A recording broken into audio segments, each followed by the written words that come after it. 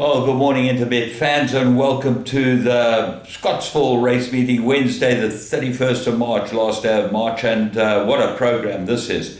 We had a great day yesterday. Things worked out extremely well. If Bowie had won, it would have been clean up completely. But anyway, it all worked out pretty well. So we got the each-way bet on him, and he certainly ran a great race to run second.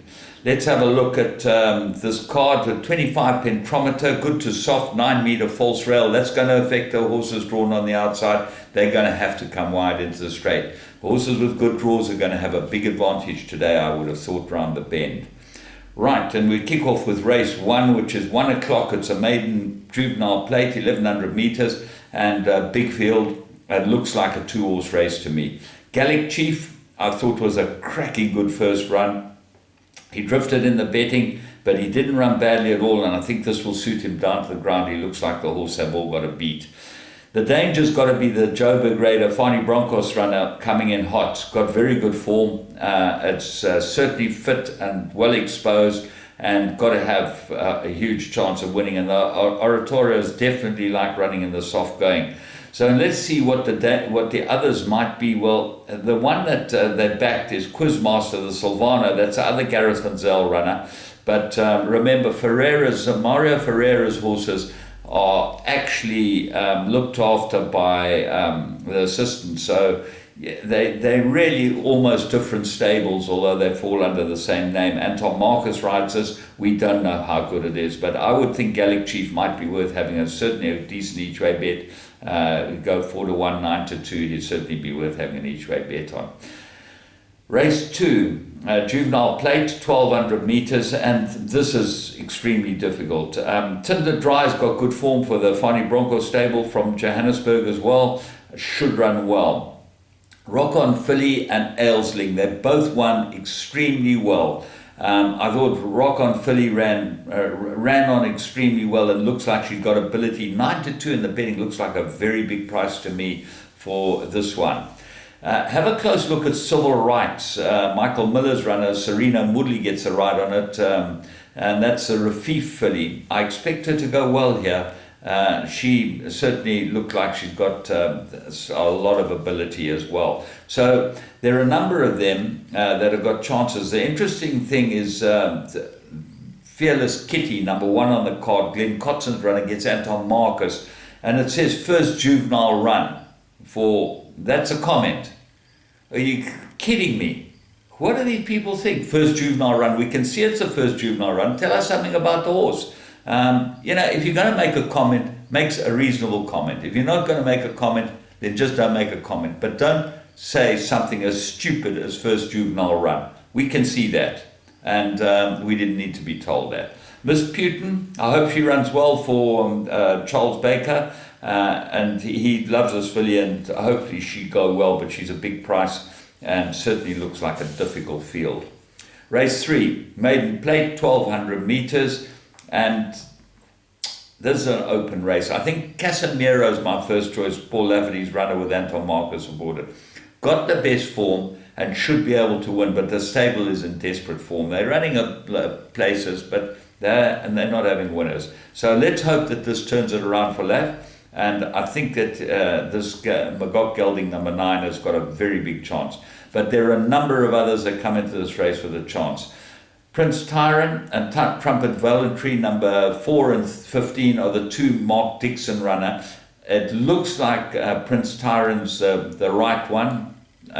He is rested though, he's got good form and should be able to go well here. Trumpet Voluntary gets Richard Foree with the defection of Ashton Aries. He got hurt during the week, he should be okay soon though. Grey Ocean's got very good form, Gavin Van Zyl's runner, and look for this to run well. And Shamusi, I've always liked this horse. I think he'll run well here too. So he goes into all the play.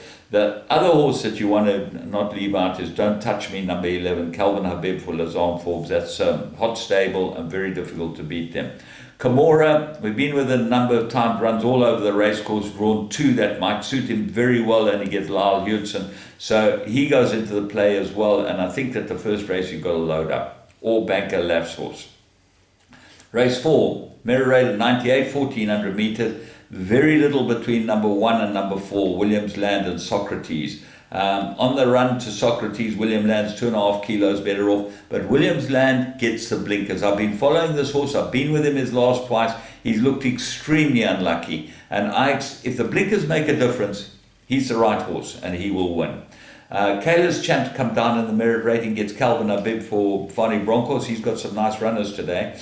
Vincent, well suited the distance, won 3 from 3 over the 1400 meters. So he's well suited here. So Michael, Keegan de Mello gets to ride this one. So that looks like the stable elect from the Canamere yard. But if I had the choice, I would have taken Williams Land, although Sir Michael's got some very decent Cape form and comes back off a bit of a break. That's he might need the run.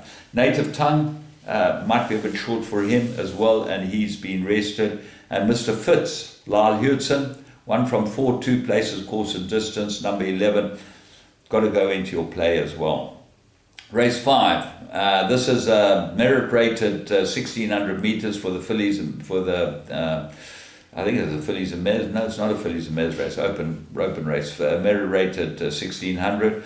Karoo Lark's my top choice. Got good form, relatively unexposed. I think of a merit rating of 75 will go really well. Cane Lyman Soda is the interesting horse here. This has come down from 102 to 74. Stable change to Garth Puller's stable. He will do well with it, and Lyle Hudson jumps aboard. And when Hudson jumps aboard, Puller's horses have a very close look, so that's got to be fancy.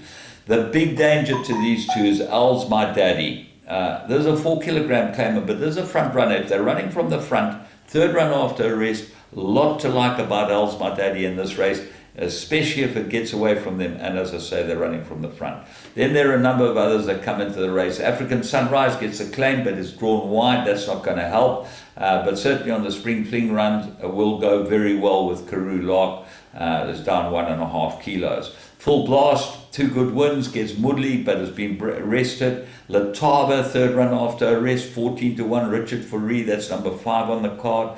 Diamonds and Pearls and Dancing Feather, both got chances. Very competitive. Well, there's some very competitive racing today. Race 6, 1950, merit-rated fillies and mares. This is the fillies and mares race. And this is as open as they come.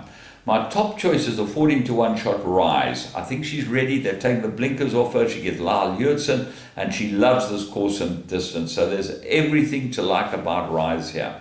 But Asana run one very, very well. Now we go to the next choices. Number 7, Twice to Sydney. Proved last 2, course and distance suited Ryan Munger for the informed Andre Nell stable. They've hit a bit of form, and Munger's been riding their horses very well. Keep on Dancing. Well, I think that Twice to Sydney will turn the tables on Keep on Dancing. She's won her last 2. She's done very well for the team. But the big danger to all of them might be the 4-year-old number 11, Silver Maria. Keegan de Mello for Dean Canamere. Very good form. The merit rating looks very well suited for a 4-year-old in these type of races, and I expect her to go well too. Panacotta might be an improver with Conchita. They both could go well here, as well as Mammoth Pajama and Burnt Jasper. So another one that looks open. Race 7, merit rated 100, 1100 meters. Well, here's my bank on the card. I'm going with Captain Opie. I'm certainly going to have an each way bet on him. I think he's the right horse. Muzieni jumps on him and jumps off Spider's Corner. But Spider's Corner is going to be a big danger. Keegan de Mello rides it. The blinkers are back on it. They put cheek pieces on last time. For what reason? No one knows. But certainly the cheek pieces are not as good as the blinkers on this horse. And blinkers will suit Spider's Corner very well. But there's a tough field. Filippo's won 2 very good races, but I just get the feeling that Captain Opie might be able to beat him off these weights, although he is good at Scottsville. And then the big danger to both of them is Good Rhythm. Anton Marcus rides us for Louis Hoersen.